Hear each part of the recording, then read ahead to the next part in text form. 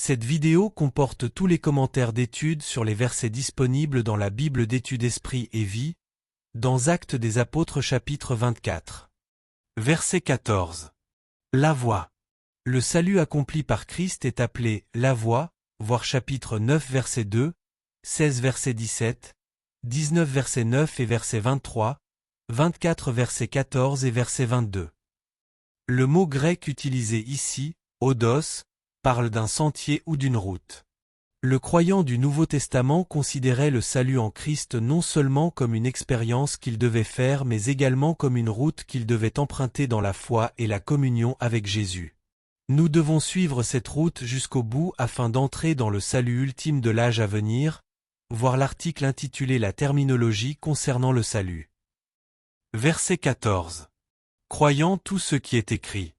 La foi que Paul a dans les Saintes Écritures qui sont, à ses yeux, inhérentes, infaillibles et absolument dignes de foi marque un contraste saisissant avec les nombreux prédicateurs de ces derniers jours qui proclament uniquement certaines des choses qui sont écrites dans la loi et les prophètes, voir l'article intitulé L'inspiration et l'autorité des Écritures.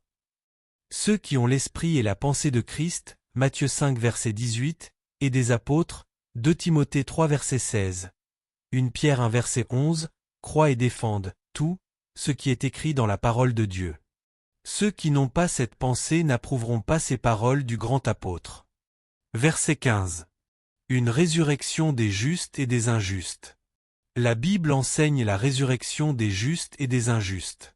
Les justes ressusciteront pour vivre éternellement dans leur corps racheté avec le Seigneur, 1 Thessaloniciens 4 versets 13 à 18, tandis que les injustes ressusciteront pour être jugés par Dieu, pour les deux résurrections, voir Daniel 12 verset 2, note, Jean 5 verset 29, note, Apocalypse 20 verset 6 à 14, note.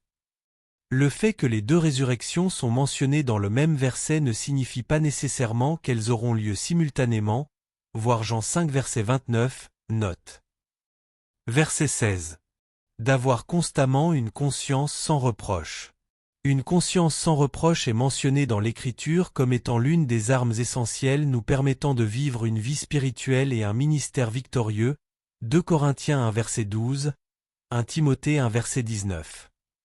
Premièrement, la bonne conscience sous-entend la liberté intérieure de l'esprit liée à la connaissance que Dieu n'est pas offensé par nos pensées et nos actions, voir chapitre 23 verset 1, note, Psaume 32 verset 1, 1 Timothée 1 verset 5, 1 Pierre 3 verset 16, 1 Jean 3 verset 21 à 22. Deuxièmement, quand une bonne conscience est corrompue, la foi, la vie de prière et la communion avec Dieu, ainsi que les bonnes actions de la personne en question sont sérieusement entachées, Tite 1 verset 15 à 16. Ceux qui perdent leur bonne conscience font naufrage par rapport à la foi, 1 Timothée 1 verset 19. Verset 25. La justice, la tempérance, et le jugement à venir. Alors que Paul s'adresse à Félix en lui enseignant la foi en Jésus-Christ et en prêchant sur la justice, la tempérance, et le jugement à venir, Félix prend peur. Cela correspond aux paroles de Jésus qui a dit que, lorsque l'Esprit viendra, il convaincra le monde en ce qui concerne le péché, la justice et le jugement, Jean 16 verset 8.